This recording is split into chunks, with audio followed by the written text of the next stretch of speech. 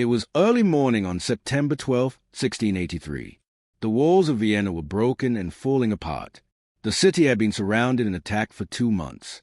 Inside the broken walls, the tired defenders looked at the horizon. They felt both worried and hopeful.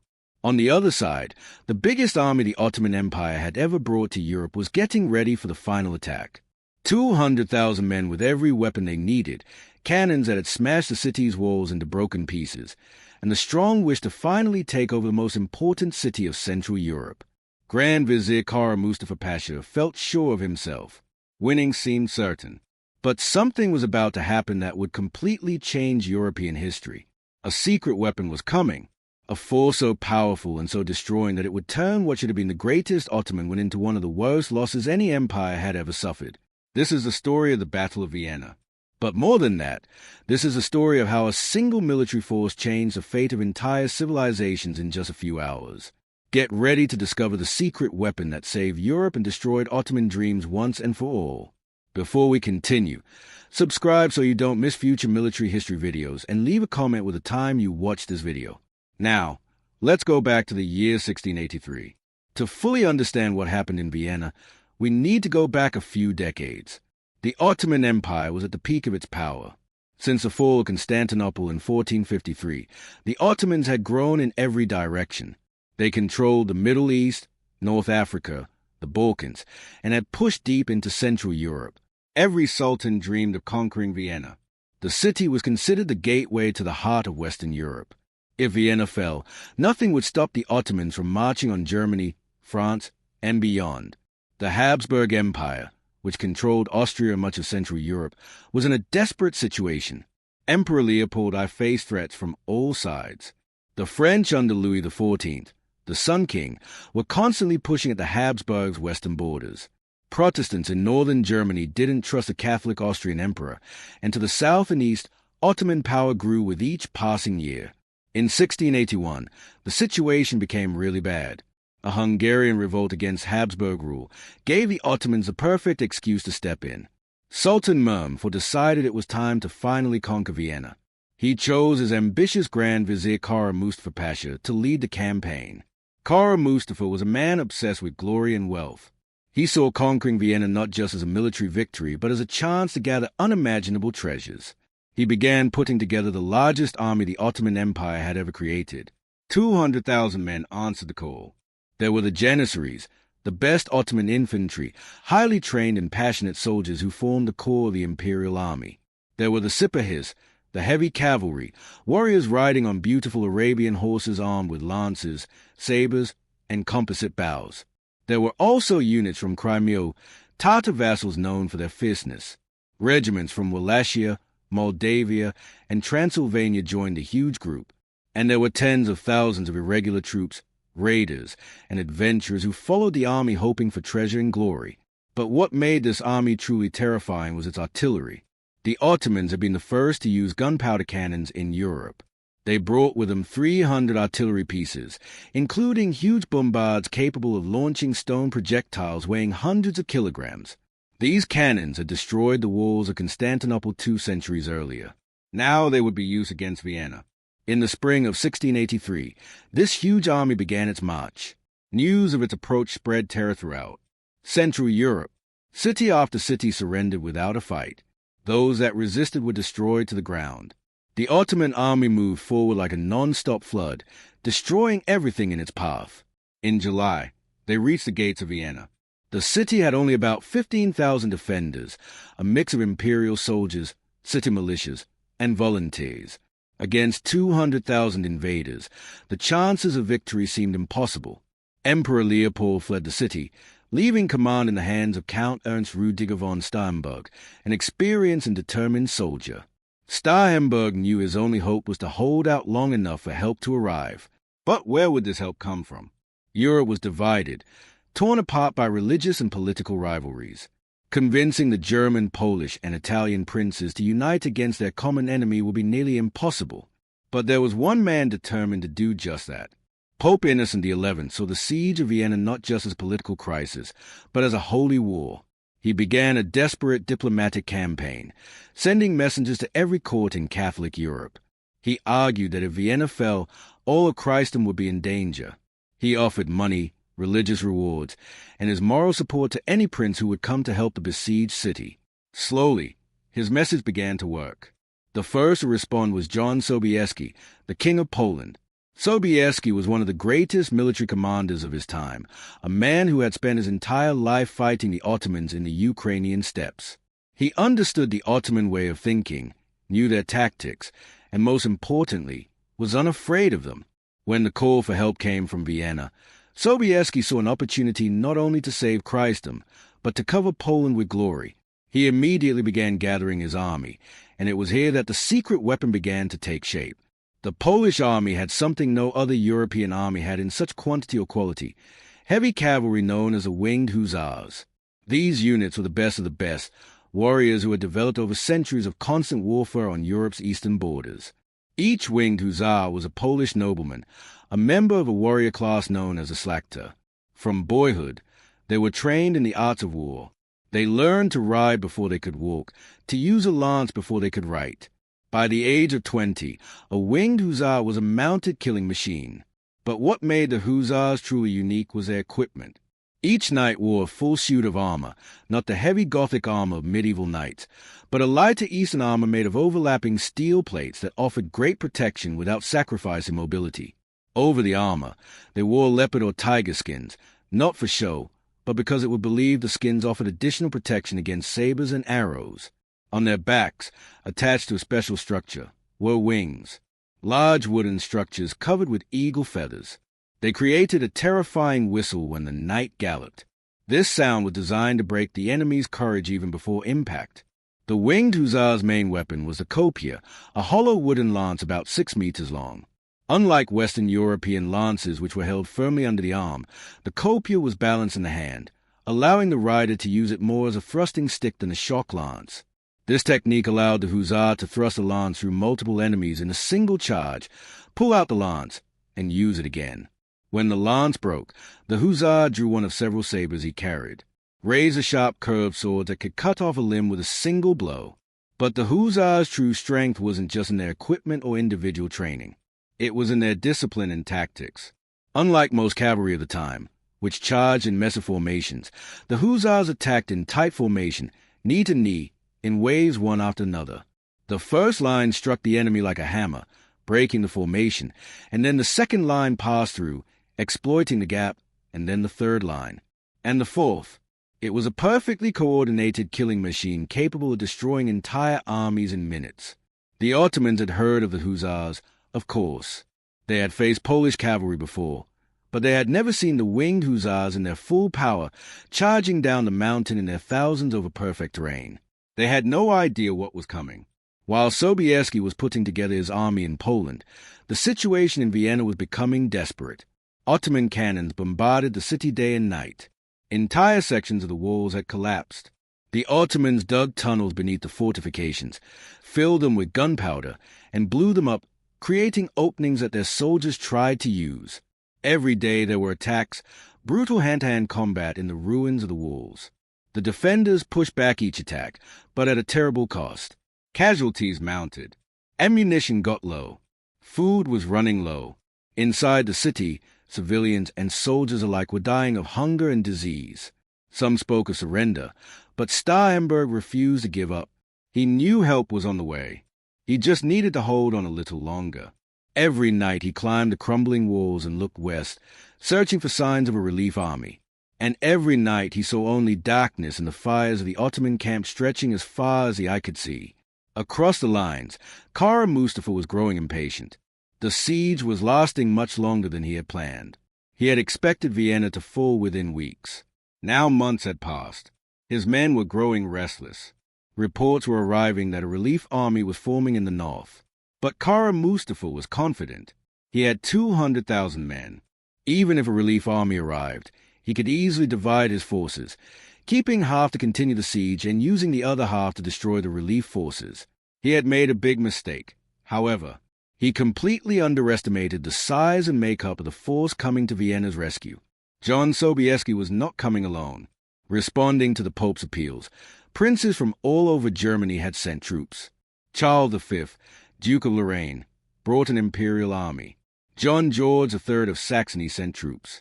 Maximilian II Emmanuel of Bavaria came with Bavarian regiments. Even small German principalities sent what they could.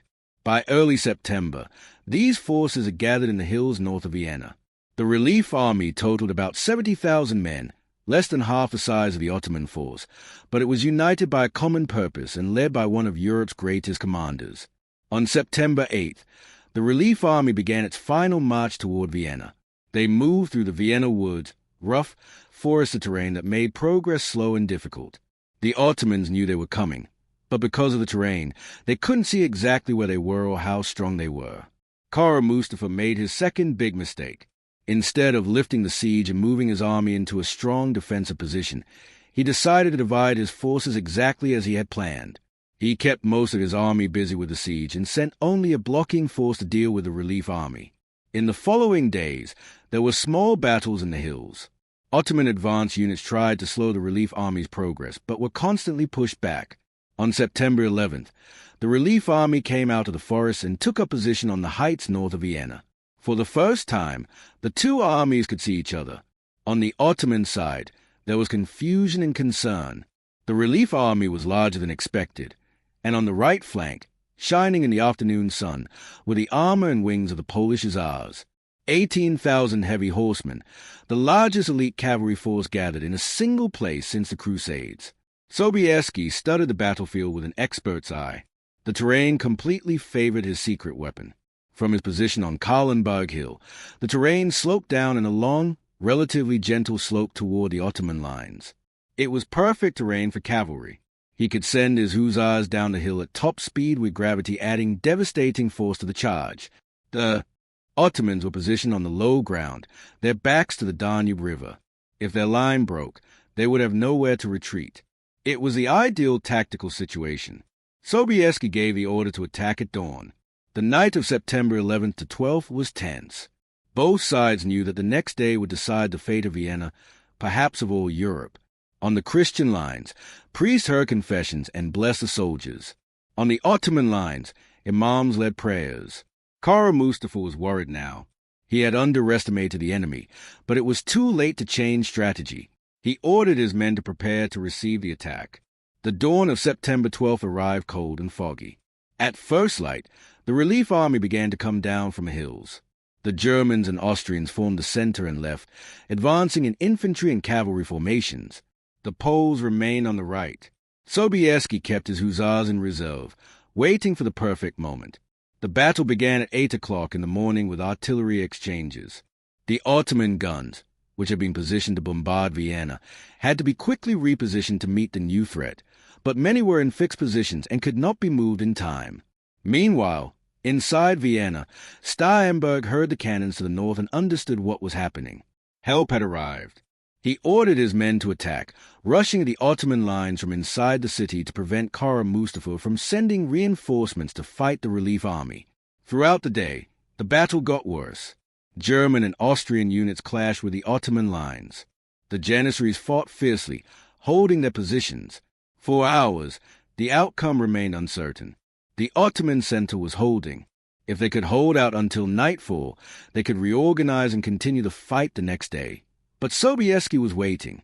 He watched the battle from above, calculating the exact moment to unleash his secret weapon. Around 3 o'clock in the afternoon, he saw what he was looking for. The Ottoman center was fully engaged. Their reserves had been committed in the Ottoman left flank. The part of the army directly below the Polish position was beginning to break under pressure. It was time. Sobieski gave the order. 18,000 winged hussars mounted their horses. They formed into lines, regiment after regiment, stretching over a mile wide. Sobieski rode along the formation, inspecting his men. Then he took his place at the front in the first line. The King of Poland would personally lead the charge. He raised his sword. The hussars' wings whispered in the wind, and then he lowered it, pointing at the enemy below. 18,000 horsemen began to move. First at a walk, then at a trot, and then, as the slope grew steeper, at a gallop. The ground shook beneath 72,000 hooves. The sound of wings created an eerie roar, as if a storm were coming down from the hills. The Ottomans on the left flank looked up and saw an avalanche of steel and fury coming down upon them. Many simply broke and ran before the impact, but those who remained faced hell on earth. The first line of hussars struck the Ottoman lines like a meteor. 6-meter lances pierced armor, bodies, shields, and multiple men in a single thrust. Horses trampled infantry. Sabers flashed, cutting off heads and limbs. And before the Ottomans could react, the second line of hussars swept past the first, widening the gap, and then the third and the fourth. Within minutes, the entire Ottoman left flank had been destroyed. The hussars did not stop. They continued on, turning inward, attacking the Ottoman center from behind. Panic spread through the Ottoman lines. Units that had fought bravely all day suddenly found themselves attacked from the front, flanks, and rear. The center shattered. Ottoman soldiers ran in all directions seeking escape. But there was nowhere to go. Behind them was the Danube. Ahead, the hussars rode through them like reapers through wheat. The battle turned into a massacre. Kara Mustafa tried to reorganize his troops, but it was useless. His army was in total panic. He ordered a retreat, but the order came too late. His best units, the Janissaries, the Sipahis, were surrounded and destroyed. His cannons were captured. His camp, filled with the treasures he had stolen on his march through Hungary, was overrun by Christian soldiers hungry for revenge and treasure. By nightfall, the Ottoman army had stopped existing as a fighting force. Of the 200,000 men who had surrounded Vienna, at least 15,000 lay dead on the battlefield. Tens of thousands more were killed during the pursuit that followed. The rest were scattered, running away in chaos back to Hungary. The relief army had lost fewer than 2,000 men. It was one of the most complete and decisive victories in military history. Inside Vienna, the citizens who had resisted for 2 months came out of the ruins of their walls and cried with joy. The city was saved. Europe was saved. And all thanks to a cavalry charge, a secret weapon that had completely destroyed the largest army the Ottoman Empire had ever assembled. But the story doesn't end there. The result of the Battle of Vienna echoed for centuries. For the Ottoman Empire, it was the beginning of the end. Kara Mustafa ran back to Constantinople, where he was strangled on the Sultan's orders for his failure, but the damage was done. The myth of Ottoman invincibility had been shattered. In the following years, the Habsburgs and their allies launched a counteroffensive, reconquering all of Hungary and pushing the Ottomans back into the Balkans. The Ottoman Empire would never again seriously threaten Central Europe. For Poland, it was a moment of supreme glory. John Sobieski became a hero throughout Christendom. Pope Innocent XI called him the savior of civilization. But ironically, this glory was short-lived. Poland had spent enormous resources on the Vienna campaign and received little territorial reward. In the following decades, weakened by internal conflicts, Poland would be gradually torn apart by its neighbors, disappearing from the map for more than a century. For the Winged Hussars, Vienna was their swan song. The charge of September 12, 1683 was the largest and most successful heavy cavalry charge in history, but it was also one of the last. The world was changing. Firearms were becoming more efficient. Infantry tactics were evolving. Within a few decades, the era of heavy cavalry as a decisive force on the battlefield would be over. The Winged Hussars would fade, becoming a legend, a reminder of a more heroic and brutal age. But what a legend they became. For centuries afterward, stories of the charge of Vienna were told and retold. Paintings were made showing the avalanche of winged horsemen coming down from the hills. Poems were written, songs were composed. The charge became a symbol of courage, determination, and triumph against impossible odds. And there are lessons from the Battle of Vienna that go beyond its specific historical context. The battle showed the power of unity in the face of a common threat. Europe in 1683 was deeply divided. Catholics and Protestants had killed each other for over a century in the wars of religion. German princes fought constantly among themselves. France and the Habsburgs were deadly enemies. But in the face of the Ottoman threat, these divisions were temporarily set aside. Poles, Germans, Austrians, and Italians fought side by side, and together they achieved what none of them could have done alone. The battle also showed the importance of leadership. John Sobieski was an inspiring leader, a king who asked his men to do nothing he wasn't willing to do himself. He personally led a cavalry charge, putting his life on the line no less than that of the lowest soldier.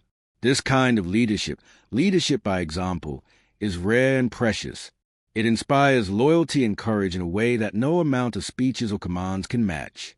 And the battle showed that military technology and tactics matter enormously. The Winged Hussars were not just ordinary cavalry. They were the result of centuries of military evolution, tactical improvement, and intensive training. They were a highly specialized weapon designed for a specific role, and when used in the right terrain at the right time by a commander who understood how to use them, they were absolutely devastating. Kara Mustafa had a larger army, but Sobieski had the right tool for the job, and he knew exactly how to use it. But perhaps Vienna's most important lesson is about the decisive moments in history. There are times when the course of entire civilizations depends on decisions made by a few individuals in a very short period of time. If Sobieski had not answered the call for help, if the German princes had not put aside their differences, if Starhemberg had surrendered even a few days earlier, history would have been completely different. Vienna would have fallen. The Ottoman Empire would have strengthened its control over Central Europe. The balance of power would have shifted dramatically. Who can say how Europe and indeed the world would be different today? But these decisions were made. These men rose to meet the challenge. And one September afternoon on a hillside outside Vienna, history changed direction. Not because of abstract economic trends or inevitable historical forces, but because of concrete human choices and the courage of men willing to risk everything for what they believed in. When we visit Vienna today, it's hard to imagine that this elegant city, with Baroque palaces and charming cafes, was once the site of one of history's most desperate battles. The walls that Starhemberg defended so fiercely have long since disappeared, replaced by the Ringstrasse, the grand boulevard that circles the city's historic center. But if you know where to look, you can still find traces of those terrible days. There are plaques marking where the walls once stood. There are museums with artifacts from the battle, Ottoman cannons, Hussar armor, swords, and flags, and there are monuments. On Kahlenberg Hill, where Sobieski and his Hussars began their historic charge, stand a church dedicated to the memory of the battle. From its terrace, you can look down and see the entire battlefield spread out below you. You can trace the path of the charge from the top of the hill to the plains below. And if you use your imagination, you can almost hear the thunder of hooves, the roar of wings, the clash of steel against steel. The Battle of Vienna also had unexpected cultural effects that continue to this day. When the victorious Christians raided the abandoned Ottoman camp, they found something curious among the loot: sacks and sacks of coffee beans. The Ottomans were heavy consumers of coffee, a drink still relatively unknown in Europe at the time. A clever Polish businessman named Jerzy Franciszek Kolczycki claimed some of these sacks as part of his reward for serving as a messenger during the siege. He used the coffee to open Vienna's first coffee shop. The business succeeded. Soon coffee shops were appearing all over the city. The Viennese coffee culture, which would become famous worldwide, was born from the ruins of the Ottoman defeat. There's also a legend, likely not true but charming, about the croissant's origin. It's said that Vienna bakers, working at night and the first to hear the Ottomans digging tunnels under the walls, created a crescent-shaped bread, the Ottoman symbol, to celebrate the victory over the invaders. True or not, the story captures how deeply the battle entered European cultural consciousness. But let's get back to the secret weapon itself. What made the Winged Hussars so effective? It wasn't just their impressive equipment or superior training, though both were important. It was a combination of psychological, tactical, and technological factors that came together perfectly. Psychologically, the Hussars' appearance was designed to terrify. The wings, the animal skins, the gleam of their armor, all created an almost supernatural image. When thousands of them charged together, the effect was overwhelming. Enemy soldiers often broke and ran even before impact, not because they were cowards, but because their brains simply couldn't process the sight and sound of this approaching avalanche. It was a form of psychological warfare, and it was incredibly effective. Tactically, the Hussars represented the final evolution of shock cavalry. They had solved the basic problem that had always limited cavalry: what to do after the initial charge.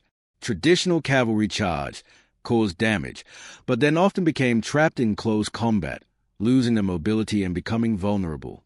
The Hussars, with their long lances and multi-wave technique, could maintain momentum. They would pass through enemy lines in a wave, then reform and charge again. They could do this repeatedly, each charge devastating a new section of the enemy army. Technologically, they represented the perfect balance between protection and mobility. The Oriental armor they wore was strong enough to deflect most attacks, yet light enough not to exhaust their horses. Their lances were long enough to reach the enemy before the enemy could reach them, yet hollow enough to be used one-handed. Their horses were carefully bred and trained, capable of carrying the weight of a fully armed knight at top speed for considerable distances. And there was one final factor, perhaps the most important of all. The Winged Hussars were professionals. Each was a career warrior trained since childhood. They fought together, trained together, knew each other's commands and maneuvers instinctively. This unit togetherness, this ability to operate as a single entity rather than as thousands of individuals, was what turned a group of horsemen into a decisive military weapon. Compare this to much of the Ottoman army in Vienna. While the Janissaries were highly trained elite troops, much of the army was made up of provincial levies, irregular troops, and adventurers. They were brave and numerous, but lacked the togetherness and discipline of the Hussars. When the Polish formation reached their lines, they simply lacked the training or command structure to respond effectively. There's also an interesting aspect to the role of terrain in the battle. Sobieski chose his attack point with masterful care. Kahlenberg Hill offered exactly the kind of long, gradual slope that allowed the cavalry to build maximum speed. If the terrain had been steeper, the horses would have lost control. If it had been flatter, they wouldn't have gained enough speed. If it had been rough or covered in obstacles, the formation would have broken up. But the terrain was perfect, almost as if it had been specifically designed for a mass cavalry charge. Some historians argue that Sobieski was lucky, that he couldn't have predicted the terrain would be so favorable. But this underestimates his genius as a commander. He had spent days scouting the area, studying maps, and speaking with local guides. He knew exactly what kind of terrain he needed and purposely positioned his army to take advantage of it. This wasn't luck. It was brilliant strategy. The battle also shows the importance of timing in military operations. Sobieski held his hussars in reserve for hours while the battle raged. Many commanders would have grown impatient and used them sooner, but Sobieski waited until the moment was exactly right. He waited until the Ottoman reserves were committed, until the enemy flank was weakened, until the sun was in the right position to blind the Ottoman defenders as they looked up toward the approaching charge. Every detail was calculated. And then when everything was perfectly aligned, he unleashed his secret weapon with devastating effect. There are fascinating eyewitness accounts of the charge. An Austrian officer in the center of the line described seeing the entire slope move as if the mountain itself were coming down on the Ottomans. He said the sound was deafening, not just a thunder of hooves, but the strange musical whistling of wings that created a terrifying symphony. Another account from a German soldier mentions that the hussars seemed to fly, not ride, moving so fast it was difficult to follow with the eyes. On the Ottoman side, surviving accounts speak of sheer terror. A Turkish chronicler described the hussars as mounted demons sent to punish the faithful.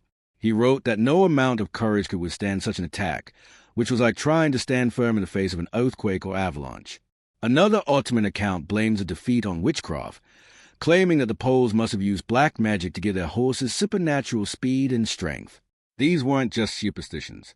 They reflected the psychological reality of facing a mass cavalry charge. Modern humans living in an age of mechanized warfare have difficulty understanding the sheer raw terror of facing a cavalry charge. Imagine being in an infantry formation armed with a musket you can fire perhaps once a minute, or a lance, or a sword. You look up and see thousands of armored horsemen charging toward you at 40 or 50 kilometers per hour. The ground shakes. The air is filled with dust and the sound of thunder. They are upon you in seconds. There is no time to think, only to react. And the instinctive reaction programmed into our brains by millions of years of evolution is to run from threats larger and more powerful than ourselves. The hussars exploited this instinct. They maximized every aspect of their appearance and attack to trigger that primal fear response. And it worked time and again over decades of campaigning. They broke larger armies simply through the sheer force of the psychological terror they inspired. But it's important to note that the hussars weren't invincible. They had weaknesses in poor terrain, especially marshy or heavily wooded areas. They lost their advantage against disciplined infantry and prepared fortifications.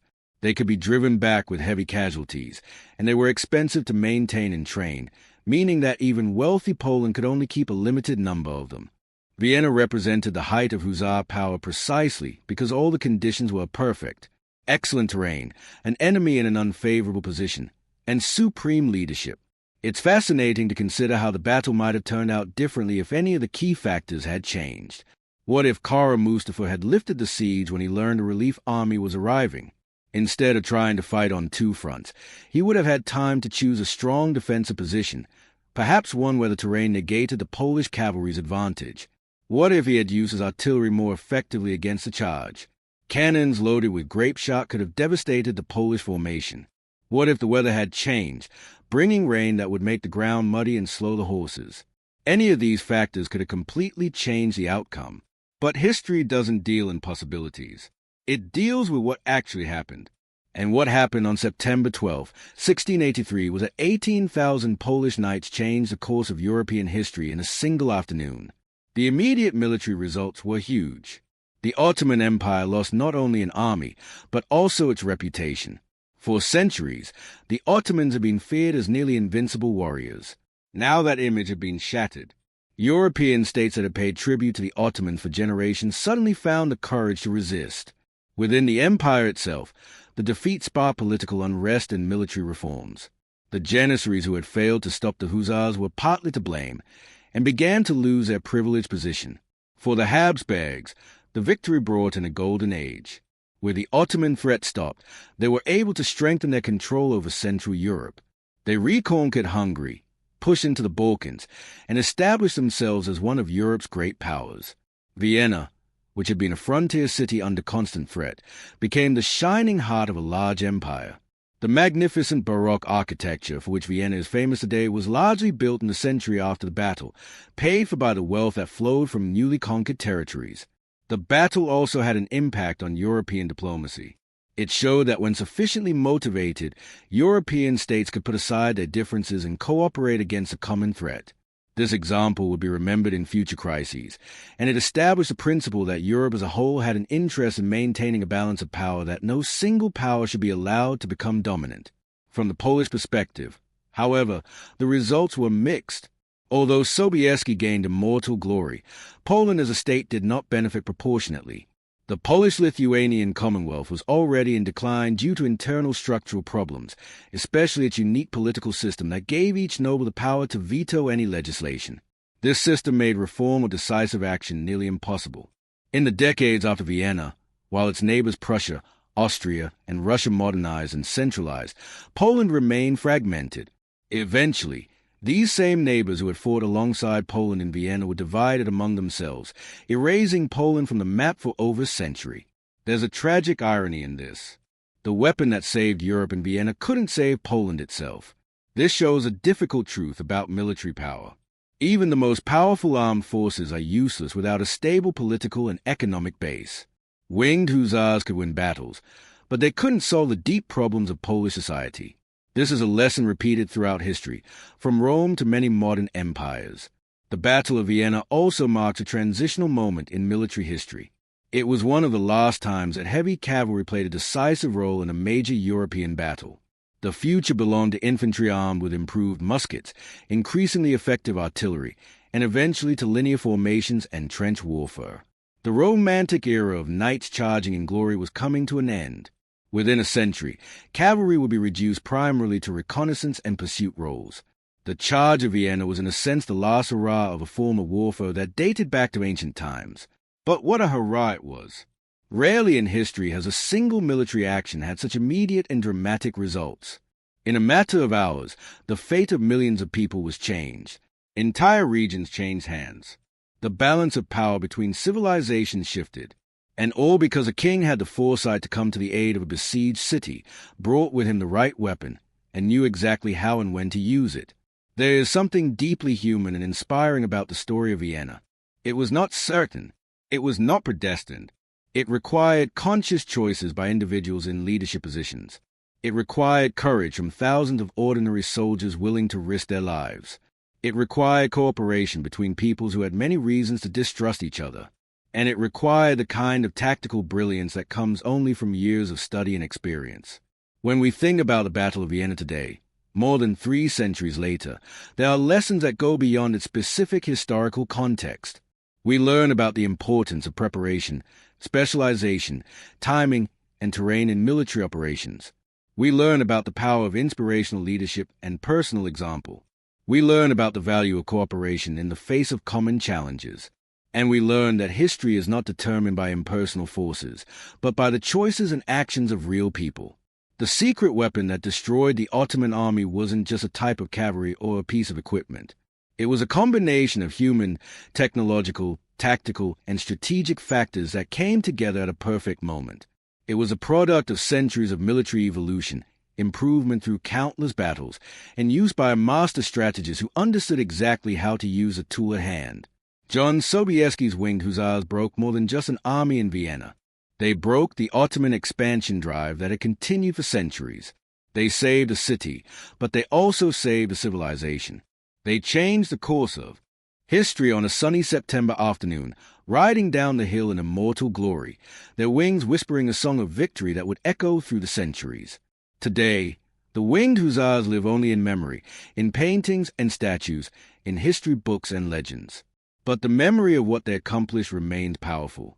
They remind us that even in the face of overwhelming odds, victory is possible, that courage, skill, and intelligent leadership can overcome numerical advantages, that the decisive moments in history often come when least expected and from unexpected directions, and that sometimes, just sometimes, heroes truly do win in good triumphs over the seemingly invincible threat. The Battle of Vienna was one of those rare moments when everything was at stake, when the outcome of a single battle truly mattered to the future of millions. And when the battle was over, when the smoke cleared and the sun set over the field of carnage, it was a secret weapon, Poland's magnificent Winged Hussars, that stood victorious, having saved not just a city, but an entire civilization.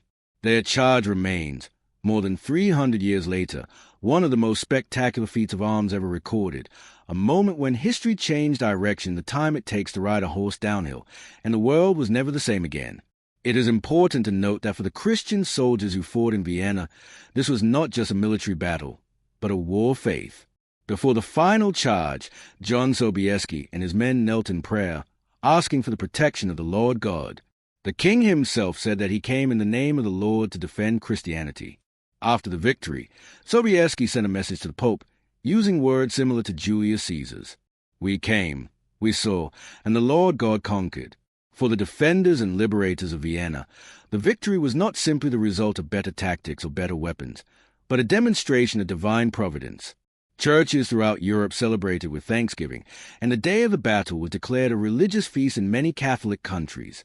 Regardless of their own beliefs, it is undeniable that these men's deep faith in their cause, their belief that they fought under protection of the Lord God, gave them extraordinary courage and determination.